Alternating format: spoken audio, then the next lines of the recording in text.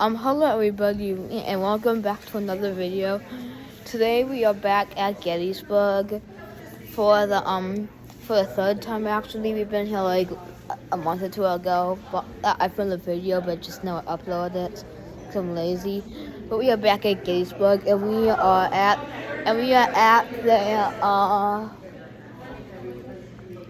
the Gettysburg Tour Center, or whatever it's called, Gettysburg Tour Center. And we are about to be doing the Jenny Ray tour. So I hope you're all excited, and maybe you'll learn something new. So just watch, learn, and enjoy. Okay, just so you know, like toward the end of the video, and maybe like some spots in the beginning, the editing app InShot I am using, the save kept failing, and I wasn't able to like get like a ton uploaded. So a ton of footage will have to be lost, but I will make a short of it. But I will make like some more videos of it being like uploaded and not way to go. Like maybe like a part 2 or something like that, since like all of the footage is lost. Like literally some of the footage is lost. So yeah, thank you for your understanding. The rest of you gentlemen.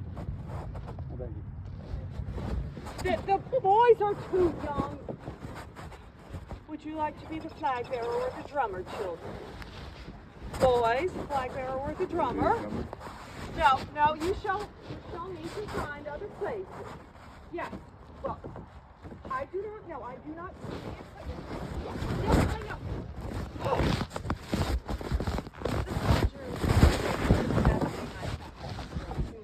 Made themselves spiffy special just for you. They would like to know if you have brought your Daguerre cameras in order for them to have an ambrotype taken. Have you brought your Daguerre cameras with you this evening, ladies and gentlemen? Yeah. So, if you please, the soldiers, yes, they have come especially for you. Very well. Go ahead.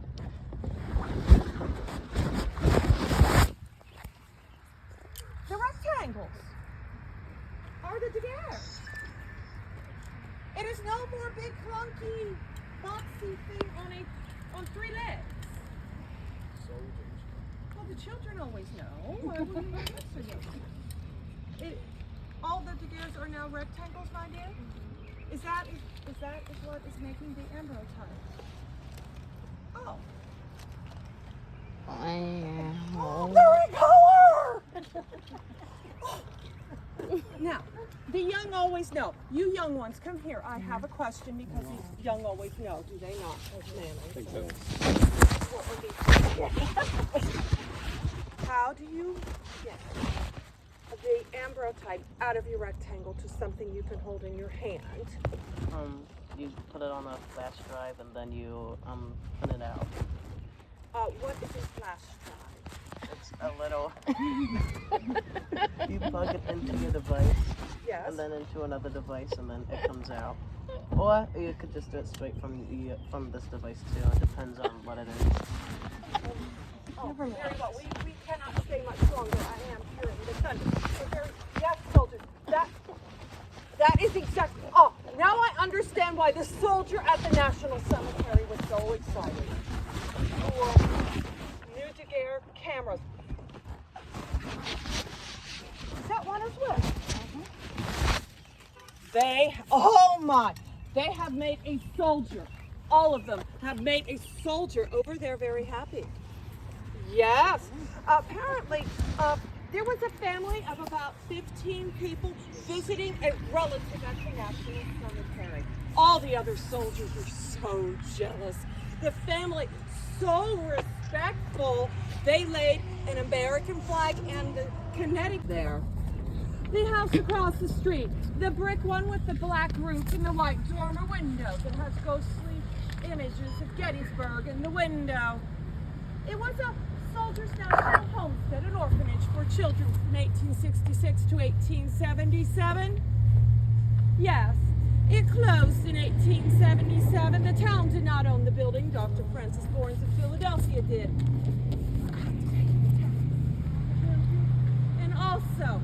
the final head matron, well, that is to just say, she should have never have been there. Apparently, after the trial, everyone found out she shackled children in the cellar and left them there in the pitch black dark, young man. You as young as you too. We went there, Nick. Horrible she was. Mama wrote and told me all about it. After the trial, she was fined. Oh, we're fined so much money. $20. Oh, and what made it? But that was not enough. No, the town. This was even worse. Did not make her pay. Not pay in jail. No jail punishment for her. They told her to leave after the trial, but no one made her leave. No one walked her out to the edge of town with a rifle behind her, giving her and a bang, and off she went. She better run. No, they did not tar and feather her and run her out of the trail. No, they let her stay in that house till 77 and it became home. When it finally closed, well, she just up and disappeared. Good riddance to bad rubbish, said the entire town.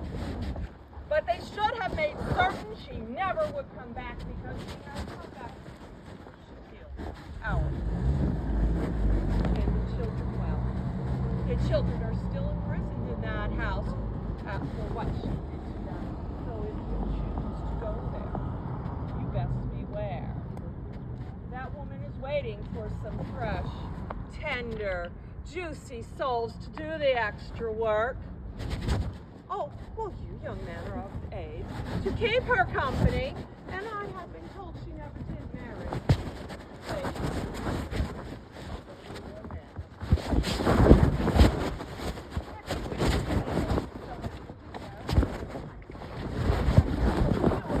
Windows, and we shall continue. Oh, you best be careful, young man. Tom. No, it was not. Jenny, this was my home. I lived on the north side, and Mrs. McLean lived on the south side. It is two houses in one. There is a foot-thick dividing wall that starts clear at the tippy top and down to the bottom. Yes. Yes, Jenny. Oh, she is down on Breckenridge Street with Mama. It is about 2 to 3 blocks down. Stay to the left, look for the sign, and then stay on the right and walk back and peace. She was there with Mama. His brother John, about 18, 19, he's already off fighting in the war. Samuel, he's 13. And what is your age, young man? 16. Well, 13, and he was working for the butcher at that time. And Harry was 7. Of course, he was not working yet. And they had a boarder, Isaac Brinkerhoff, to make extra money. Mama and Jenny made all the money because, well, Papa, we will discuss Papa at a different time. He's a bit of an embarrassment to the family, I'm sorry to say. But, Jenny, this is where she passed. On this side, in my home that I had with my husband's office Lewis. If you wish, you may use your DVR cameras and sometimes the children that are on the second floor here in the window. When you are ready, please just join me around the corner.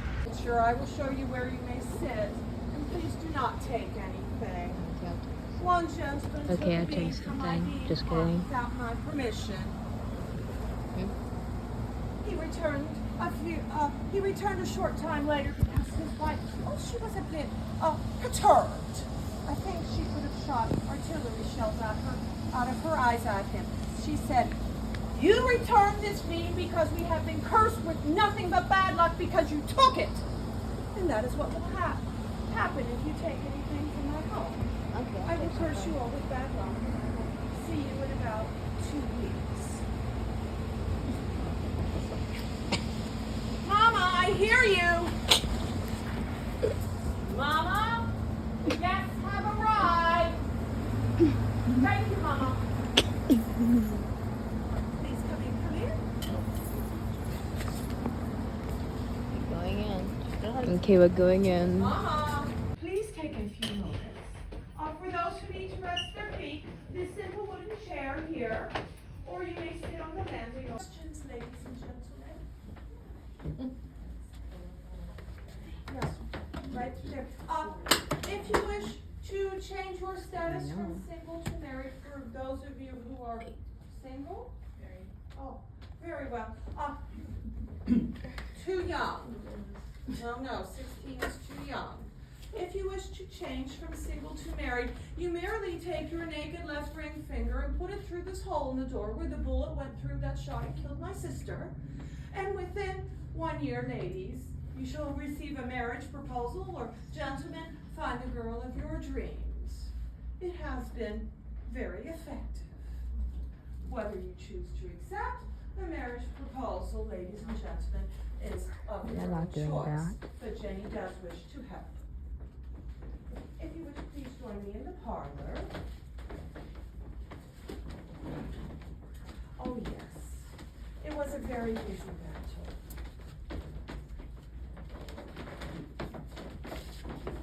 Well, you were in the army, are you not, sir? Are you not used to them?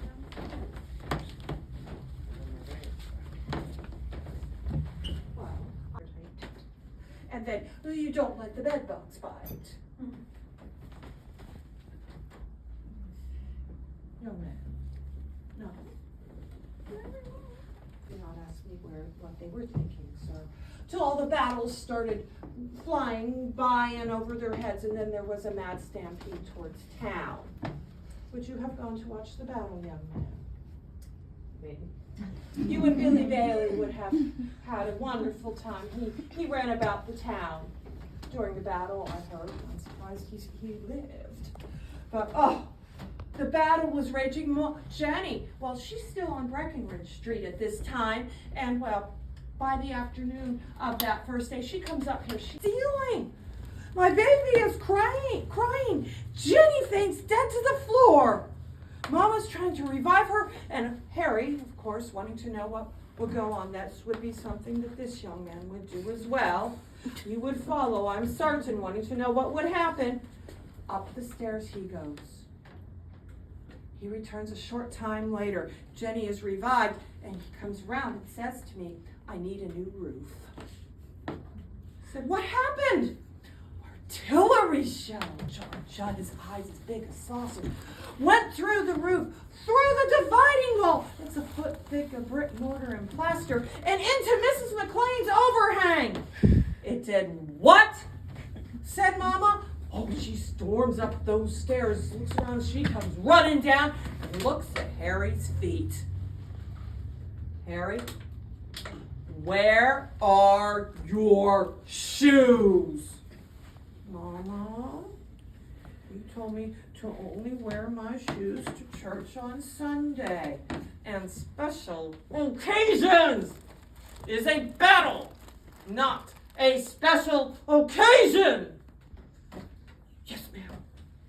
Georgia, where? In the corner, Mama, I have something you can wrap his feet. It's a mess up there, and she rubbed his feet. Tetanus, lockjaw, splinters everywhere. There's no cure. And Harry never forgot to wear his shoes after that. Oh. And at that point, I thought, what more could be done? There were bullets coming in and through the house into the brick. The artillery shell. We were lucky the house did not collapse on us in the artillery shell catch. We thought all that was done could be done to our house. But sadly, I was quite wrong. If you could join me in the kitchen, ladies and gentlemen. Oh, please join me. It is fine. It is safe. Yes, you have your big brother to protect you, my dear.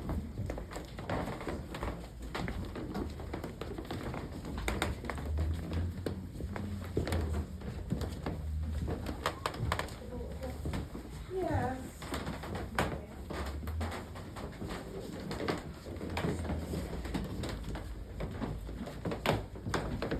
Where can I set this?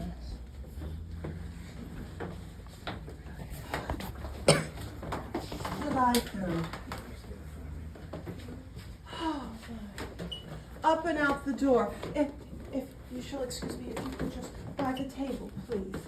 Jenny, the night before on July 7th, dough tray, and that's my dough tray from 1863, to make fresh bread and biscuits. The soldiers had been knocking on the door non-stop, asking for whatever we had. And we shared whatever we could with them, not charging them one single solitary dime, no.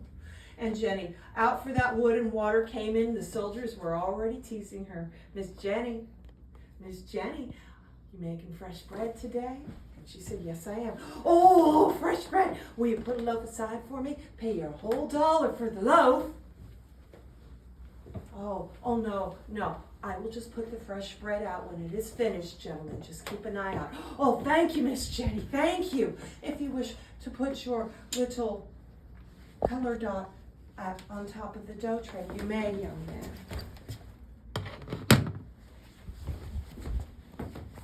Oh, out right away, she went to work on the dough at that dough tray. Oh, cleaned off her hands, put the lid back on for a rising, and came to the fainting couch to read for morning devotions. Opened her Bible to the book of Psalms, and I wrote it down. I wanted to remember the last thing that Jenny chased through, and one direction or another, someone could have been shot and killed then.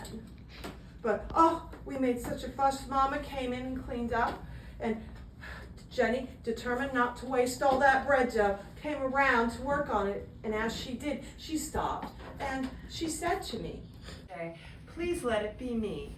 For you, Georgie Ann, have that new..." I did not know why she said such a thing. I did not wish anyone in this house to be killed today. I wished for my husband to come back. I wanted to show him his new child. He would be so proud. Oh, if you wish to place yours there as well, ma'am, you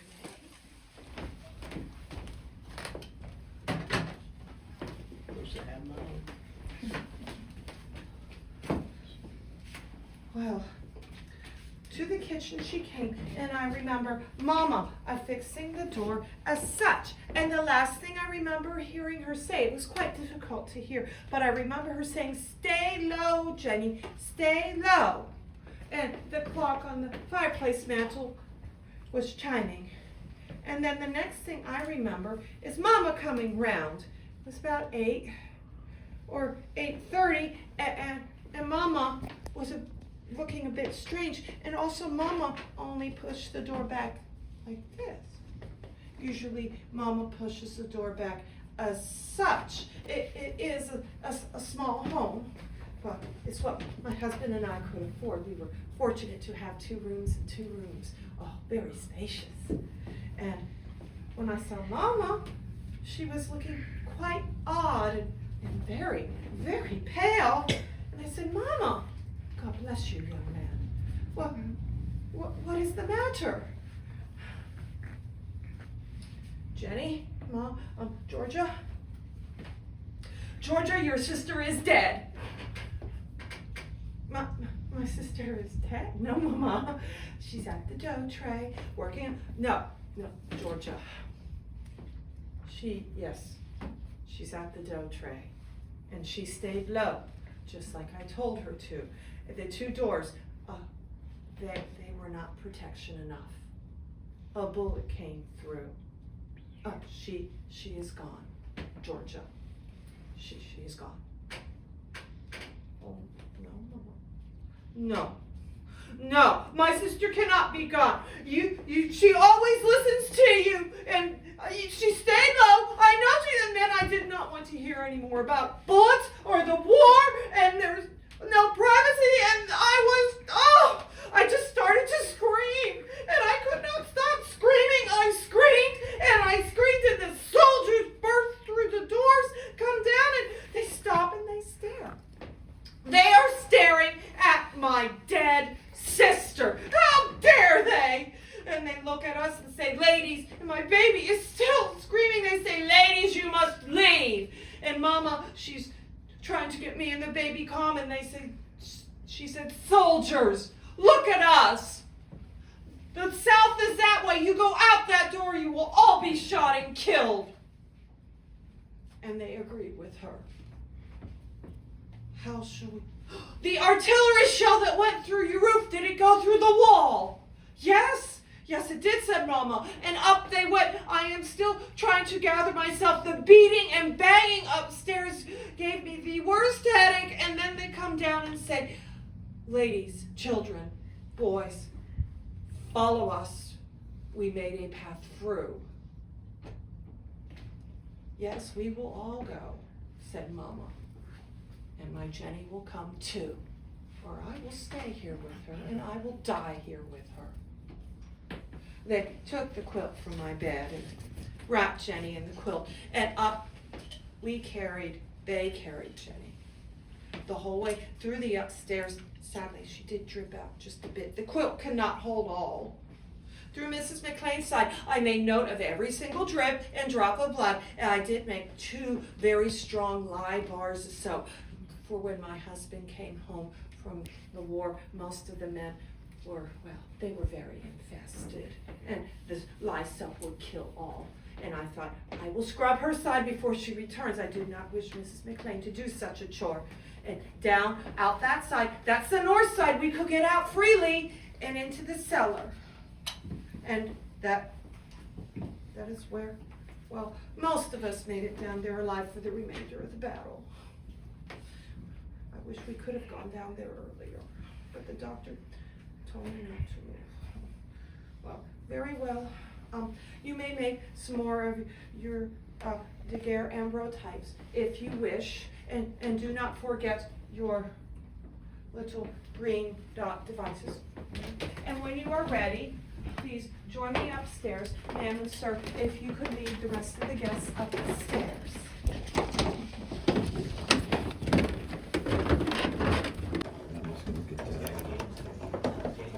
Oh, congratulations.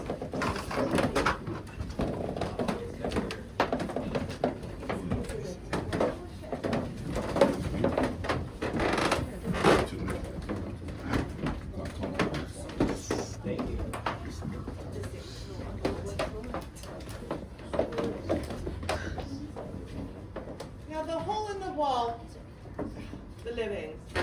I am not happy with the living that tend to mine in Mrs. McLean's home, nor is Mrs. McLean. The living are changing things. They are always changing. Mine and Mrs. McLean's home. The hole in the wall. The quilts. The walls. Ugh. Time and time again, they always change things. And I do not approve, but there's not much we can do. The wallpaper. Many, many years back, this was not here during the battle. This was placed many years back. It used to be pretty white plaster walls. This was a rental property. There would have not been wallpaper here. It was a rental. Mrs. Shriver had the wallpaper. She had the money. This was just a rental. But many years back, well, this man comes in to mine, on my side. He does not knock. The door is unlocked. He just moves all my belongings around. He covers it with a noisy blanket. He even removes the ambrotype of my plaster, which I was very happy about that. It needed a bit of work. And of course, I thought he would give a new coat of labor on the walls too. Why waste money on a rental? Well, no, he did not. He merely dipped his brush in some sticky stuff, slapped it up on the wall, and then put this on mine and Mrs. McLean's walls. I do not like ground in mine. Oh, is Billy being active over there? Uh-huh. Oh, yes, that is Billy's side. Is he, let me see. Is Billy being active? You may place that on Billy's bed. It went on. Yes, this is Billy's room. We shall digress to Billy's room. But this man with the wallpaper, My thing went to his red. tools. Okay. I hit Like his it went to tools. red. Oh, no, He it never was- found them till he returned from lunch the next day. Wait. Billy, I see he is visiting. Good evening, young man. If you come this way, ladies and gentlemen, come. I see Billy has made an appearance. It's going to He is one of the children. It's He going- is 7, it's going to almost flip- 8 it's years going to old. flip He likes off. to come running through here from time to time. He will not harm you. You do not need to be afraid of him. Not one bit. Please come in. Where's yours? Right there. It was over here. He said it Oh, went right off over there. here too. Oh, but Billy, he did make an appearance once on Mrs. McLean's landing. There was a gentleman leading a group of school children through. And the gentleman that was leading the school children was so excited to see Billy that he screamed at Billy and said, "Stop! Wait!" Billy thought he was in trouble and took off when he saw the man running down the stairs. Well, when the man finally made it to the downstairs, Billy was already gone. I watched and I just sort of laughed. But meanwhile, back up here, watching from the landing, these children were like, "Oh, he saw a ghost! Oh, no! Oh!" And the man came back up and it was utter chaos. The children were terrified of Billy. The man tried to explain it was just a little boy, but that was all she wrote. And the man tried to get them to come down and tried, and they would not. So he made them a bargain. If he went down first by himself to see if he was still there, if he wasn't, he would give them the all clear signal. Well, he went down by himself. All the children peered around. Oh, is he there? I bet he's down there. Shh, I can't hear anything. And of course Billy was gone. I knew Billy was gone. The man appeared around the corner and said, "Come children, he is gone, it is safe." And the children came downstairs like a team of stampeding horses. And out the door, out Mrs. McLean's kitchen door, and onto their long yellow-orange horse's carriage. It is an ugly color. And that was the end. And Mrs. McLean, she was so disappointed. She wanted to visit with the children. And they were all upset because he saw him. He's just 7, almost 8. He will not hurt you. Sometimes he comes running through. Scared for Jesus out of one gentleman was leaning in the back one time. Apparently, he kept saying the whole time he was here tonight, "I don't believe in ghosts, I don't believe in ghosts, I don't believe in ghosts." Billy proved him wrong. Billy ran right in front of him. His friend did not see Billy, but the man who didn't believe in ghosts all did. And then the man ran out. Yes. Oh, no, the children are being very quiet this evening. They are not shaking the chain. I do apologize. Oh, you have one, sure. Very wise. And I have been told, sadly, that sometimes in this ambrotype, they have captured a figure of a shadow man, is what he's been called. I do not know who he is, but he needs his own.